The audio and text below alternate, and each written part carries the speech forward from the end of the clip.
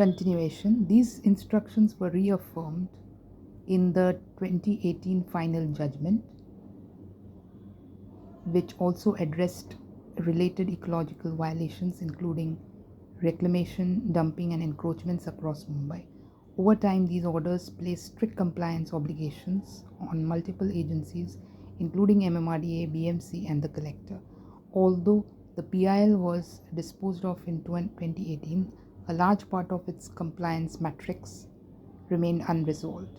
According to Vanashakti, the original petitioner BAG was no longer actively monitoring enforcement, prompting the NGO to take it upon itself to ensure agencies fulfilled court-mandated duties. In this instance, Vanashakti argued that MMRDA had failed to transfer the required 4 hectares despite repeated judicial reminders, amounting to willful disobedience and undermining the ecological protections embedded in earlier orders.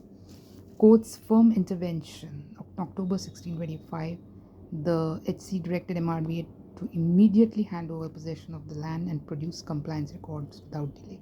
In an affidavit filed on November 14, MRDA stated that as soon as its advocate conveyed the court's instructions on October 16, the agency wrote to the collector offering to hand over the land very next morning. Officials from both offices met on October 17, completed physical verification and possession formalities, and executed a joint receipt documenting the transfer of the 4-hectare parcel. MMRD's assistant land manager, who filed the compliance affidavit, clarified that the document was not by way of justification but intended to place facts before the court. He stated that the agency held the highest regard for the HC's directions and had no intention of flouting them, which is a complete lie according to me. The Wadala and Topil Science Salt Pan Belt, where the transferred land is situated, has long been a battleground in Mumbai's environmental debates. As the city's need for land intensifies, these tracts, part of a 311-acre expanse, are under increasing pressure. Environmental groups argue that salt plant lands act as natural flood buffers, regulate tidal flow, and support sensitive coastal ecosystems. Any delay in transferring land to custodial agencies, they say, increase the likelihood of encroachment or administrative maneuvers that may later facilitate development. Speaking to Vanashakti Mirror, Vanashakti Director Stalin Dayanand said the first orders were passed by the court in October 2005 in the petition filed by BAG.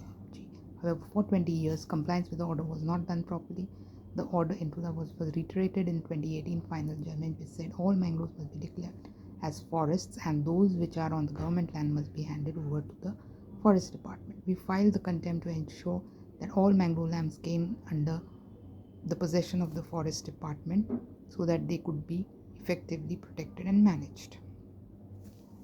Now MMRDA has complied by transferring the lands. We thank the Honorable High Court for its intervention. With the compliance affidavit and possession receipt now on record, the High Court will decide whether the contempt petition still survives or whether MMRDA's actions fulfill the court's requirements. With broader environmental compliance stemming from the BAG-PIL remains ongoing.